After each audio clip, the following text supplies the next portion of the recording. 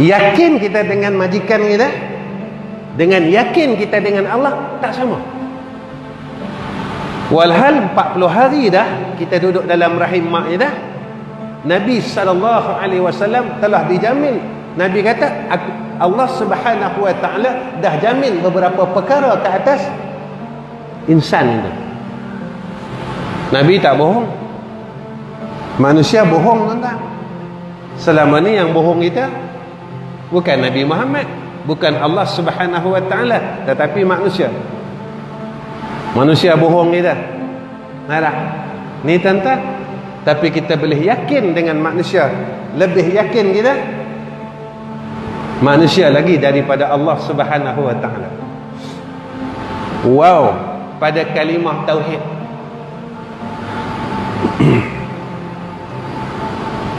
Warah. Orang yang bila mengaji tauhid dia lebih berhati-hati, sebab dia takut dia mensyirikkan Allah. Aku buat ni betul tak akidah aku? Betul tak? Betul tak? Betul tak pegangan aku? Maka dia lebih berhati-hati. Betul, orang Melayu kadang-kadang dia banyak sangat dia punya ni. Dulu-dululah, sekarang alhamdulillah kita semua dah buang pegangan-pegangan itu.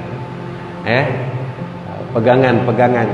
Cuma ada sikit-sikit batuk lama sikit kita pun cakap jin.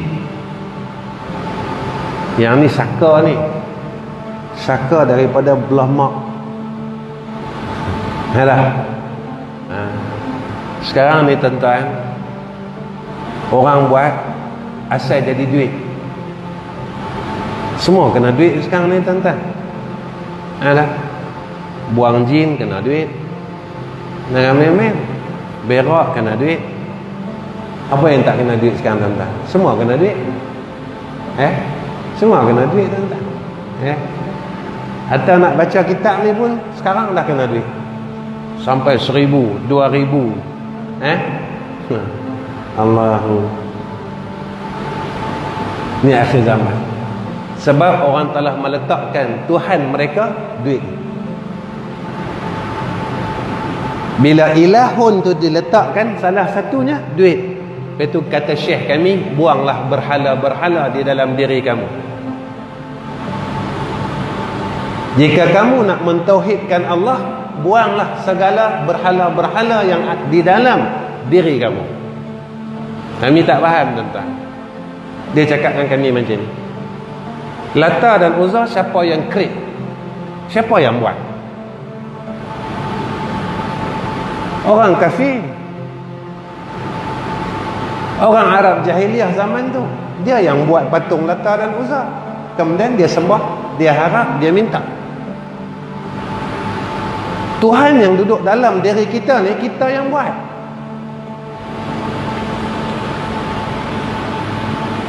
Kita yang buat tuan-tuan. Kita bertuhankan duit, kita bertuhankan orang, kita bertuhankan tenaga. Betul tak? Ada duit senang hati ke? Ada Allah senang hati? Saja dah tanya tuan-tuan. Duit kurang, susah hati. Allah kurang, susah hati. Mana lebih susah hati?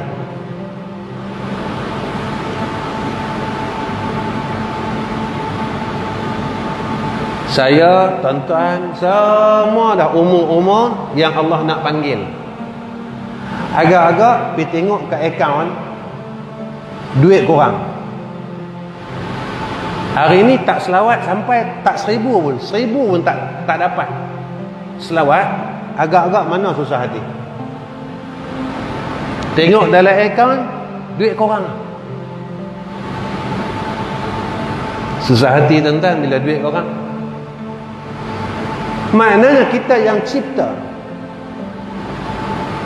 Sebab itu dalam sifat 20 sifat bagi dua. Satu istighna, satu iftiqar. Apa makna iftiqar? Dia 9-11. Kita tak masuk lagi. Mukadimah baru. Tapi saya nak buka tuan-tuan. Allahumma salli ala Muhammad, ya Rabbi salli alaihi wasallim.